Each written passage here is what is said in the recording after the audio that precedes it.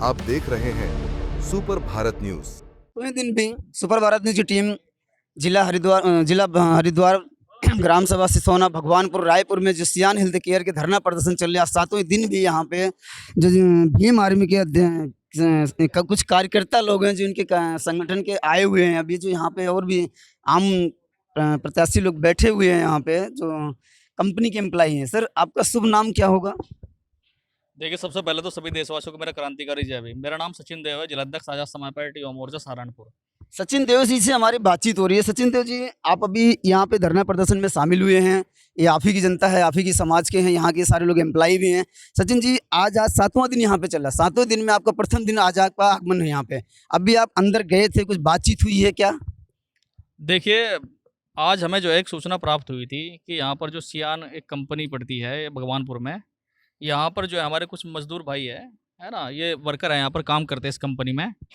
इनकी कुछ मांगे हैं, उन मांगों को लेकर यहाँ पर हमें एक सूचना प्राप्त हुई थी कि इनकी जो पहली जो मांग है, मुख्य जो मांग है, वो जो यहाँ पर जो महंगाई जो भत्ता है उसको बढ़ाने की मांग है। लेकिन जैसे लगातार यहाँ कंपनी लगातार जो चलती आ रही है, लगातार इनका जो भत्ता है वो लगातार बढ़ाया जा रहा है। लेकिन इस बार नए मालिक के आ जाने के कारण यहाँ पर इनका भत्ता जो है रोक दिया गया है। आज हम जो है यहाँ पर आए थे, महंगाई भत्ते को लेकर हमने इन भाइयों से बात करी, इनकी बात भी जायज़ है। अंदर हम लोग जो है कंपनी के जो बैठे हैं मैनेजर साहब, उनसे बात करी है।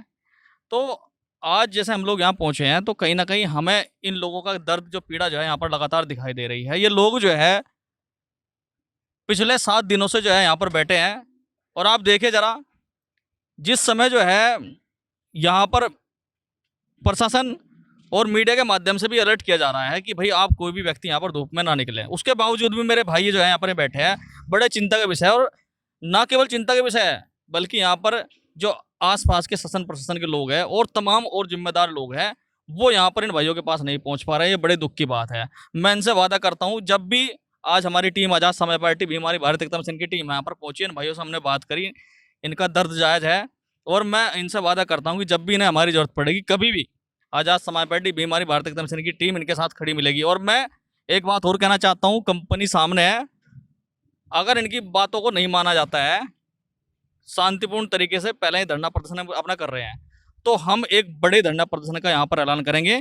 आने वाले 1 से 2 दिन बाद हम इस धरना प्रदर्शन का अनाउंसमेंट करेंगे, और ना केवल इस कंपनी के आसपास बल्कि यहाँ जितनी भी कंपनियां हैं उन सभी सारी कंपनियों पे जो है हम लोग यहाँ पर धरना प्रदर्शन, सभी कंपनी के सामने हम जो है धरना प्रदर्शन करने का काम करेंगे। क्योंकि हमें पता है कि आज अगर हमारे लोग, ये लोग जो पीड़ित है बेचारे, हमें ये पता है कि कल आने वाले समय में दूसरे अन्य लोग भी यहाँ पर पीड़ित होकर। मेरा पत्रकार बंधु आपसे भी एक निवेदन है, वो है कि इनकी जो मांगे हैं, आप सोशल मीडिया के माध्यम से जहाँ से ज़्यादा जो उठाए जा सके वहाँ तो उठाइए, ताकि इनकी जो मांगे हैं वो आदरणीय यहाँ पर जो मुख्यमंत्री है उन तक पहुँच पाए, जो यहाँ पर एसएसपी कार्यालय है, जहाँ पर डीएम कार्यालय है, तमाम डीआईजी जीआईजी जितने प्रशासनिक अधिकारी है उन तक भी इनकी मांगे यहाँ पर पहुँच पाए, ताकि इनको सही तरीके से न्याय मिल पाए। अभी आप अंदर गए थे, मैनेजमेंट में आपकी क्या बातचीत थी? यहाँ के जो डायरेक्टर साहब हैं, जो भी मैनेजमेंट है सियान हेल्थ केयर, उन्होंने आपको क्या जवाब दिया? देखिए, मेरी उनसे बात हुई, मुझे जो कोई ठोस आश्वासन नहीं मिला है। उनका सीधा तौर पर यह कहना है कि उनकी किसी मालिक से बात हुई है, और मालिक का यह कहना है कि हम इन लोगों को दोबारा कंपनी में नहीं रखना चाहते। अगर कोई बात भी हम रखना चाहते हैं तो डायरेक्ट हम कोर्ट के माध्यम से रखना चाहेंगे, हम इन लोगों से कोई बात नहीं करना चाहते। इसका मतलब यह है कि देखिए, ज़्यादा वो जो दिमाग में जो षड्यंत्र जो घुसा हुआ है ना, जो गंदगी जो घुसी है, वो लगातार जो है वहाँ पर दिखाई दे रही है। और उनको यह नहीं पता कि वर्कर अगर कंपनी को उठाने का काम कर सकता है तो कंपनी गिराने का काम भी कर सकता है। अगर ये भाई तो जो है संविधान को पढ़ने वाले लोग हैं, और संवैधानिक तरीके से मुझे लगता है लोग काम कर रहे हैं और बैठे भी है संवैधानिक तरीके से। अगर ये अपने पे आ जाए तो मुझे लगता है कि 1 घंटा नहीं लगने का, इस कंपनी में ताला लगा देंगे और कंपनी को जो है सीज करवा देंगे, कंपनी को बंद करवाने का काम भी कर सकते हैं। मेरे भाई है, और हमने इनसे भी निवेदन करा कि भी आप शांतिपूर्ण तरीके से जो अपना धरना प्रदर्शन जारी रखिए, जहां भी हमारी जरूरत होगी हम आपके साथ खड़े मिलेंगे। आपके कहने का मतलब ये कि कंपनी के मैनेजमेंट जो है वो नियमावली को भी ताक पर रख के और सब एम्प्लॉइयों को बाहर करने की सोच लिए हैं, यहाँ तक कि भी हाई कोर्ट भी जाने का शासन दे दिए हैं।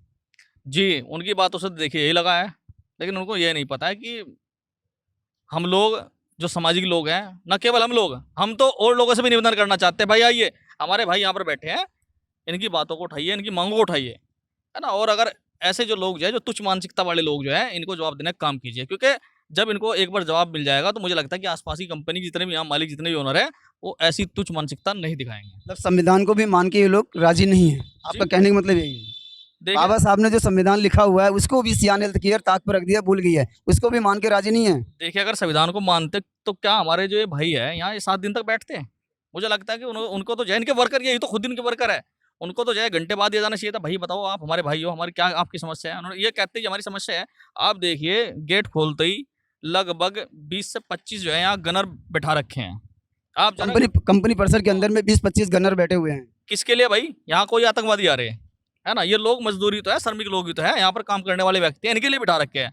आप जरा सोच के देखिए, जिस भत्ते की बात कर रहे हैं, अगर वो भत्ता इनका 1 से 2 हज़ार बढ़ा देते, उसको ना बढ़ाने की बजाय इन उन लोगों ने जो है यहाँ पर जो गनर रख रखे हैं, जिनको ये प्रतिदिन जो है 1000 से 1200 या 1500 रुपए देते होंगे, तो उनको ना देकर अगर अपने मजदूरों को देते तो क्या यहाँ पर जो है, इसका मतलब ये है कि संविधान को ताक पर रखकर जो है इस तरह का काम कर रहे हैं। ये तो आप सोच सकते हो। यहाँ के एम्प्लॉय भी हैं, हम एम्प्लॉइयों से बातचीत करना चाहेंगे। जी क्या नाम होगा सर आपका? जी, मेरा नाम संदीप कुमार है। क्या मांगे हैं? अभी साहब ने हमें बताया, ये आपके साहब जो आए हुए थे अभी बीमार में से, इन्होंने हमें सब कुछ तो बताया। आप लोग अपने अपने हिसाब से अपने मुंह से क्या कहना चाहेंगे?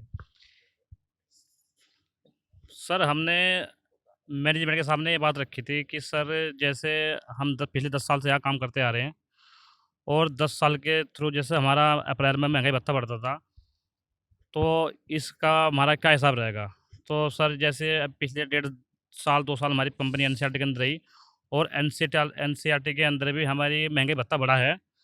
और जो हमारा जो नया ओनर है, जो हमारा नया मालिक है, वो प्रदीप जैन जी, दिसंबर के महीने में यह कंपनी इनके हैंड ओवर पे गई। और जो एनसीईआरटी का जो हमारे सीईओ साहब थे रोशन चुरेलिया जी, और जो मालिक थे और सभी वर्कर एक साथ में मीटिंग हुई थी और साथ में 2 पुलिस वाले थे मंडावर चौकी के। उनके सामने बात हुई थी कि भाई आप हमारे कंटिन्यू वर्कर हो, अगर मैं चेंज करूँगा तो मुझे सेटअप करने में 6 महीने लग जाएंगे, तो आप हमारे पुराने वर्कर हो, जैसे आप कंटिन्यू काम करते आ रहे हैं, कंपनी का नाम भी कंटिन्यू है, एम्प्लॉय हमारे कंटिन्यू रहेंगे, तो आपका जो मांग है, बोनस है और महंगाई भत्ता है, आपको जैसे मिलता रहा ऐसा मिलता रहेगा। ये सर हमें उसने लिखित में भी दिया हुआ है और 200 आदमियों के सामने भी जुबान से बोला गया था।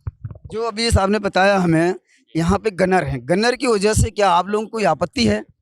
जी, जो गनर हैं, गनमैन जो अंदर बता रहे हैं, गनमैन है 20-25 लोग हैं, क्या उनसे भी कोई आपत्ति है आप लोगों को? अक्सर मैं बोलता रहा हूँ, बताता रहा हूँ। तो जैसे ही अभी हमारा अप्रैल में इन्होंने वादा किया था कि एग्रीमेंट होगा, तो सर हमने बोला मैनेजमेंट को कि सर हमारा अप्रैल आ चुका गया है, तो कुछ हमारे बारे में सोच लीजिए।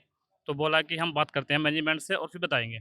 तो इस बात को लेकर सर 15 दिन बीत गए और 15 दिन बीतने के बाद बोलता है मैनेजमेंट कि आपका एग्रीमेंट नहीं होगा। तो मैंने कहा सर ये तो आपने लिखित में दिया हुआ है और आपने बोला भी है कि आपको जैसा कंटिन्यू ऐसे मिलता रहेगा, तो फिर आप ऐसे क्यों कर रहे हो?